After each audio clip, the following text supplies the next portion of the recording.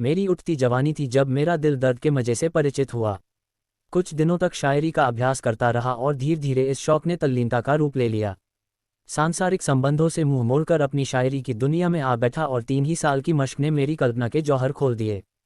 कभी कभी मेरी शायरी उस्तादों के मशहूर कलाम से टक्कर खा जाती थी।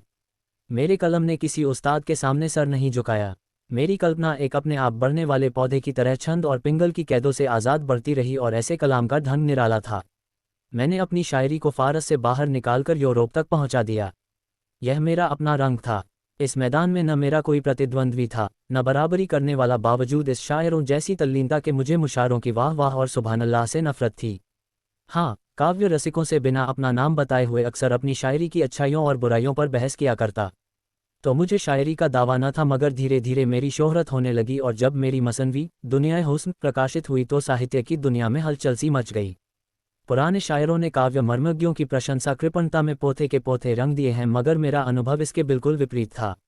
मुझे कभी कभी यह ख्याल सताया करता कि मेरे कद्रदानों की यह उदारता दूसरे कवियों की लेखनी की दरिद्रता का प्रमाण है। ये ख्याल हौसला तोड़ने वाला था। बहरहाल जो कुछ हुआ, दुनियाए हुस्न ने मुझे शायरी का बादशाह बना दिया। मेरा नाम हर एक ज़बान पर था। मेरी चर्चा हर एक अखबार में थी। शोहरत अपने साथ दौलत भी लाए।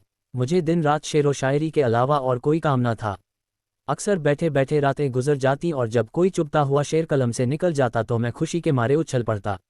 मैं अब तक शादी ब्याह की कैंडों से आज़ाद था, या यूँ कहिए कि मैं उसके उन मज़ों से अपरिचित था जिनमें रंज की तलखी भी है और खुशी की नमकीनी भी। अक्सर पश्चिमी साहित्यकारों की तरह मेरा भी ख्याल था कि साहित्य के उन्माद और सौंदर्य के उन्माद में पुराना बैर है। मुझे अपनी जबान से कहते हुए शर्मिंदा होना पड़ता है कि मुझे अपनी तबीयत पर भरोसा न था। जब कभी मेरी आंखों में कोई मोहिनी सूरत घूम जाती तो मेरे दिल दिमाग पर एक पागलपन सा छा जाता। हफ्तों तक अपने को भूला हुआ सा रहता। लिखने की तरफ तबीयत किसी तरह न झुकती। ऐसे कमजोर दिल में सिर्फ एक इश्क की जगह थी। इसी डर से मैं अपनी रंगीन तबीयत के खिलाफ आचरण शुद्ध रखने पर मजबूर था। कमल की एक पंखुड़ी, श्यामा के एक गीत, लहलहाते हुए एक मैदान में मेरे लिए जादू का सा आकर्षण था, मगर किसी औरत के दिलफरेब हुस्न को मैं चित्रकार या मूर्तिकार की बेलौस आंखों से नहीं देख सकता था। सुंदर स्त्री मेरे लिए एक रंगीन कातिल नागिन थी जिसे देखकर आंखें खुश होती हैं मगर दिल डर से सिमट जाता है। खैर, दुनियाए हुस्न को प्रकाशित हुए 2 साल गुजर चुके थे। मेरी ख्याति बरसात की उमड़ी हुई नदी की तरह बढ़ती चली जाती थी। ऐसा मालूम होता था जैसे मैंने साहित्य की दुनिया पर कोई वशीकरण कर दिया है। इसी दौरान मैंने फुटकर शेर तो बहुत कहे, मगर दावतों और अभिनंदन पत्रों की भीड़ ने मार्मिक भावों को उभरने न दिया। प्रदर्शन और ख्याति एक राजनीतिज्ञ के लिए कोड़े का काम दे सकते हैं, मगर शायर की तबीयत अकेले शांति से एक कोने के बैठकर ही अपना जौहर दिखालाती है। चुनांचे मैं इन रोज बरोज बढ़ती हुई बेहुदा बातों से गला छुड़ाकर भागा और पहाड़ के एक कोने में जा छिपा। नैरंग ने वहीं जन्म लिया। 2 नैरंग के शुरू करते हुए ही मुझे एक आश्चर्यजनक और दिल तोड़ने वाला अनुभव हुआ। ईश्वर जाने क्यों मेरी अक्ल और मेरे चिंतन पर पर्दा पड़ गया। घंटों तबीयत पर जोर डालता मगर एक शेर भी ऐसा न निकलता कि दिल फड़के उठे। सूझते भी तो दरिद्र पिटे हुए विषय जिनसे मेरी आत्मा भागती थी। मैं अक्सर झुझला कर उठ बैठता, कागज़ फाड़ डालता और बड़ी बेदिली की हालत में सोचने लगता कि क्या मेरी काव्यशक्ति का अंत हो गया। क्या मैंने वह खजाना जो प्रकृति ने मुझे सारी उम्र के लिए दिया था, इतनी जल्दी मिटा दिया।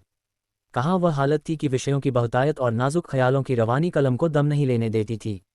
कल्पना का पंछी उड़ता तो आसमान का तारा बन जाता था, और कहाँ अब ये पस्ती, ये करुण दरिद्रता। मगर इसका कारण क्या है? ये किस कसूर की सज़ा है? कारण और कार्य का दूसरा नाम दुनिया है। जब तक हमको क्यों का जवाब न मिले, दिल को किसी तरह सब्र नहीं होता। यहाँ तक कि मौत को भी इस क्यों का जवाब देना पड़ता है। आखिर मैंने एक डॉक्टर से सलाह ली। उसने आम डॉक्टरों की तरह आब हवा बदलने की सलाह दी। मेरी अक्ल में भी यह बात आई कि मुमकिन है नैनीताल की ठंडी आब हवा से शायरी की आग ठंडी पड़ गई हो। 6 महीने तक लगातार घूमता फिरता रहा। अनेक आकर्षक दृश्य देखे, मगर उनसे आत्मा पर वह शायराना कैफियत न छाती थी कि प्याला छलक पड़े और खामोश कल्पना खुद ब खुद चहकने लगे। मुझे अपना खोया हुआ लाल न मिला। अब मैं जिंदगी से तंग था। जिंदगी अब मुझे सूखे रेगिस्तान जैसी मालूम होती, जहाँ कोई जान नहीं, ताजगी नहीं, दिलचस्पी नहीं। हरदम दिल पर एक मायूसी सी छाई रहती और दिल खोया खोया रहता।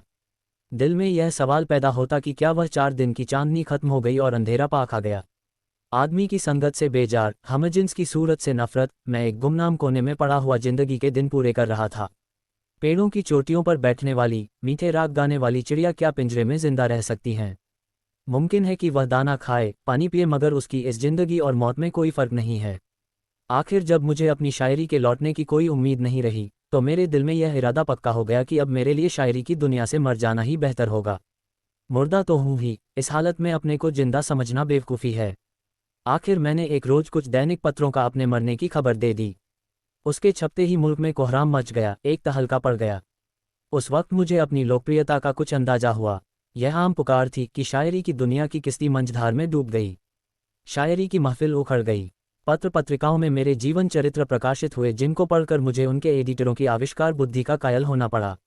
न तो मैं किसी रईस का बेटा था और न मैंने रईसी की मसनत छोड़कर फकीरी अख्तियार की थी। उनकी कल्पना वास्तविकता पर छा गई थी। मेरे मित्रों में एक साहब ने, जिन्हें मुझसे आत्मीयता का दावा था, मुझे पीने पिलाने का प्रेमी बना दिया था। वह जब कभी मुझसे मिलते, उन्हें मेरी आंखें नशे से लाल नजर आतीं। अगरचे इसी लेख में आगे चलकर उन्होंने मेरी इस बुरी आदत की बहुत हृदयता से सफाई दी थी, क्योंकि रूखा सूखा आदमी ऐसी मस्ती के शेर नहीं कह सकता था। ताहम हैरत है कि उन्हें ये सरीहन गलत बात कहने की हिम्मत कैसे हुई। खैर, इन गलत बयानियों की तो मुझे परवाह न थी। अलबत्ता ये बड़ी फिक्र थी, फिक्र नहीं एक प्रबल जिज्ञासा थी कि मेरी शायरी पर लोगों की जबान से क्या फतवा निकलता है। हमारी जिंदगी के कारनामे की सच्ची दाद मरने के बाद ही मिलती है, क्योंकि उस वक्त वह खुशामद और बुराइयों से पाक साफ होती हैं। मरने वाले की खुशी या रंज की कौन परवाह करता है। इसीलिए मेरी कविता पर जितनी आलोचनाएं निकली हैं, उसको मैंने बहुत ही ठंडे दिल से पढ़ना शुरू किया। मगर कविता को समझने वाली दृष्टि की व्यापकता और उसके मर्म को समझने वाली रुचि का चारों तरफ अकाल सा मालूम होता था। अधिकांश जौहरियों ने एक एक शेर को लेकर उनसे बहस की थी, और इसमें शक नहीं कि वे पाठक की हैसियत से उस शेर के पहलुओं को खूब समझते थे। मगर आलोचक का कहीं पता न था। नज़र की गहराई गायब थी। समग्र कविता पर निगाह डालने वाला कवि, गहरे भावों तक पहुंचने वाला कोई आलोचक दिखाई न दिया। 3. एक रोज़ मैं प्रेतों की दुनिया से निकलकर घूमता हुआ अजमेर की पब्लिक लाइब्रेरी में जा पहुंचा। दोपहर का वक्त था। मैंने मेज पर झुककर देखा कि कोई नई रचना हाथ आ जाए तो दिल बहलाऊं। यकायक मेरी निगाह एक सुंदर पत्र की तरफ गई, जिसका नाम था कलामे अख्तर। जैसे भोला बच्चा खिलौने की तरफ लपकता है, उसी तरह झपटकर मैंने उस किताब को उठा लिया। उसकी लेखिका मिस आयशा आरिफ थीं। दिलचस्पी और भी ज़्यादा हुई। मैं इत्मीनान से बैठकर उस किताब को पढ़ने लगा। एक ही पन्ना पढ़ने के बाद दिलचस्पी ने बेताबी की सूरत अख्तियार की। फिर तो मैं बेसुधी की दुनिया में पहुंच गया। मेरे सामने गोया सूक्ष्म अर्थों की एक नदी लहरें मार रही थी। कल्पना की उठान, रुचि की स्वच्छता, भाषा की नरमी, काव्य दृष्टि ऐसी थी कि हृदय धन्य धन्य हो उठता था। मैं एक पैराग्राफ पढ़ता, फिर विचार की ताजगी से प्रभावित होकर एक लंबी सांस लेता और तब सोचने लगता, इस किताब को सरसरी तौर पर पढ़ना असंभव था। ये औरत थी या सुरुचि की देवी। उसके इशारों से मेरा कलाम बहुत कम बचा था, मगर जहां उसने मुझे दाद दी थी, वहां सच्चाई के मोती बरसा दिए थे। उसके ऐतराजों में हमदर्दी और प्रशंसा में भक्ति था। शायर के कलाम को दोषों की दृष्टियों से नहीं देखना चाहिए। उसने क्या नहीं किया, ये ठीक कसौटी नहीं। बस यही जी चाहता था कि लेखिका के हाथ और कलम चूम लूं। सफ़ीर, भोपाल के दफ्तर से एक पत्रिका प्रकाशित हुई थी। मेरा पक्का इरादा हो गया। तीसरे दिन शाम के वक्त मैं मिस आयशा के खूबसूरत बंगले के सामने हरी हरी घास पर टहल रहा था। मैं नौकरानी के साथ एक कमरे में दाखिल हुआ। उसकी सजावट बहुत सादी थी। पहली चीज़ पर निगाहें पड़ी वह मेरी तस्वीर थी, जो दीवार पर लटक रही थी। सामने एक आईना रखा हुआ था। मैंने खुदा जाने क्यों उसमें अपनी सूरत देखी। मेरा चेहरा पीला और कुम्हलाया हुआ था, बाल उलझे हुए, कपड़ों पर गर्द की एक मोटी तह जमी हुई, परेशानी की जिंदा तस्वीर थी। उस वक्त मुझे अपनी बुरी शक्ल पर सख्त शर्मिंदगी हुई। मैं सुंदर न सही, मगर इस वक्त तो सचमुच चेहरे पर फटकार बरस रही थी। अपने लिबास के ठीक होने का यकीन हमें खुशी देता है। अपने फुहरपन का जिस्म पर इतना असर नहीं होता जितना दिल पर।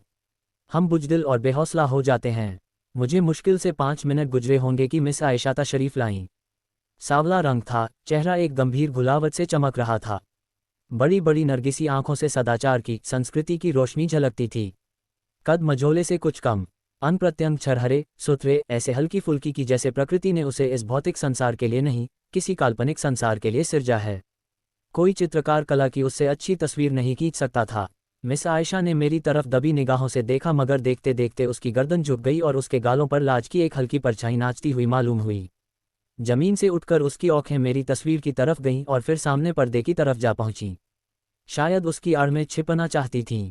मिस आयशा ने मेरी तरफ दबी निगाहों से देखकर पूछा, आप स्वर्गीय अख्तर के दोस्तों में से हैं? मैंने सिर नीचा किए हुए जवाब दिया, मैं ही बदनसीब अख्तर हूँ।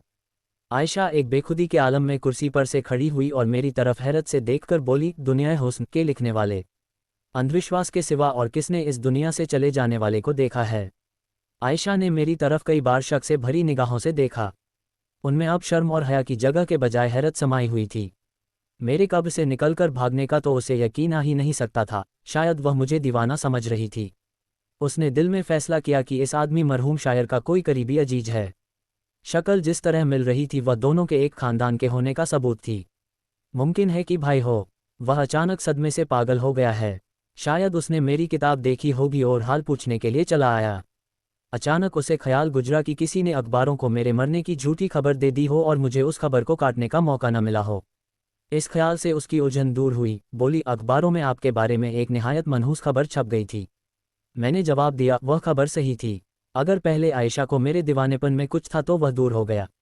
आखिर मैंने थोड़े लफ्ज़ों में अपनी दास्तान सुनाई और जब उसको यकीन हो गया कि दुनिया हुस्न का लिखने वाला अख्तर अपने इंसानी चोले में है तो उसके चेहरे पर खुशी की एक हल्की सुर्खी दिखाई दी और यह हल्का रंग बहुत जल्द खुददारी और रूपगर्व के शोक रंग से मिलकर कुछ का कुछ हो गया।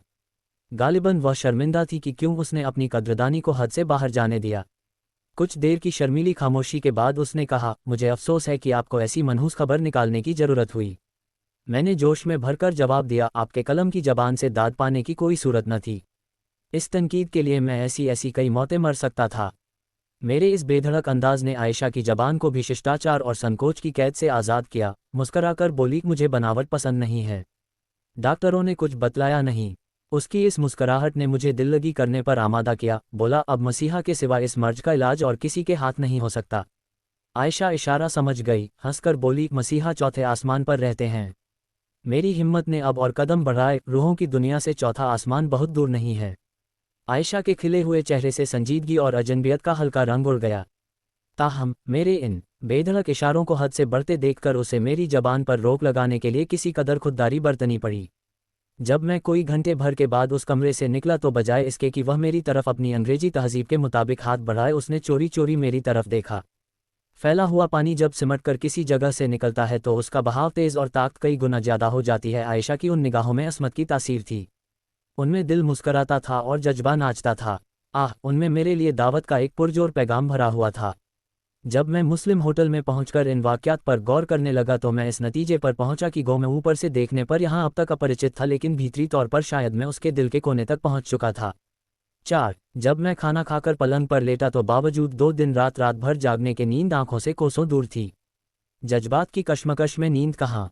आयशा की सूरत, उसकी खातिरदारियां और उसकी वह छिपी छिपी निगाह दिल में एक सांसों का तूफान सा बरपा रही थी। उस आखिरी निगाह ने दिल में तमन्नाओं की रुमधूम मचा दी। वह आरजुएं जो बहुत अरसा हुआ मरमिटी थीं फिर जाग उठीं और आरजुओं के साथ कल्पना ने भी मुंदी हुई आंखें खोल दीं। दिल में जज्बात और कैफियत का एक बेचैन करने वाला जोश महसूस हुआ। यही आरजुएं, यही बेचैनियां और यही कोशिशें कल्पना के दीपक के लिए तेल हैं। जज्बात की हरारत ने कल्पना को गरमाया। मैं कलम लेकर बैठ गया और एक ऐसी नज़म लिखी जिसे मैं अपनी सबसे शानदार दौलत समझता हूँ। मैं एक होटल में रह रहा था, मगर किसी न किसी हीले से दिन में कम से कम एक बार जरूर उसके दर्शन का आनंद उठाता। गो आयशा ने कभी मेरे यहाँ तक आने की तकलीफ नहीं की तो भी मुझे ये यकीन करने के लिए शहादतों की ज़रूरत न थी कि वहाँ किस कदर सरगर्मी से मेरा इंतजार किया जाता था। मेरे कदमों की पहचानी हुई आहटे पाते ही उसका चेहरा कैसे कमल की तरह खिल जाता था और आंखों से कामना की किरणें निकलने लगती थीं। यहाँ 6 महीने गुजर गए। इस जमाने को मेरी जिंदगी की बहार समझना चाहिए। मुझे वह दिन भी याद है जब मैं आरजुओं और हसरतों के गम से आज़ाद था। मगर दरिया की शांतिपूर्ण रवानी में थिरकती हुई लहरों की बहार कहाँ। अब अगर मोहब्बत का दर्द था तो उसका प्राणदायी मज़ा भी था। अगर आरजुओं की घुलावट थी तो उनकी उमंग भी थी। मेरी यह प्यासी आंखें उस रूप के स्रोत से किसी तरह तप न होती। जब मैं अपनी नशे में डूबी हुई आंखों से उसे देखता तो मुझे एक आत्मिक तरावट सी महसूस होती। मैं उसके दीदार के नशे से बेसुध-सा हो जाता और मेरी रचना शक्ति का तो कुछ हद हिसाब न था। ऐसा मालूम होता था कि जैसे दिल में मीठे भावों का सोता खुल गया था। अपनी कवित्व शक्ति पर खुद अचंभा होता था। कलम हाथ में ली और रचना का सोता सा बह निकला।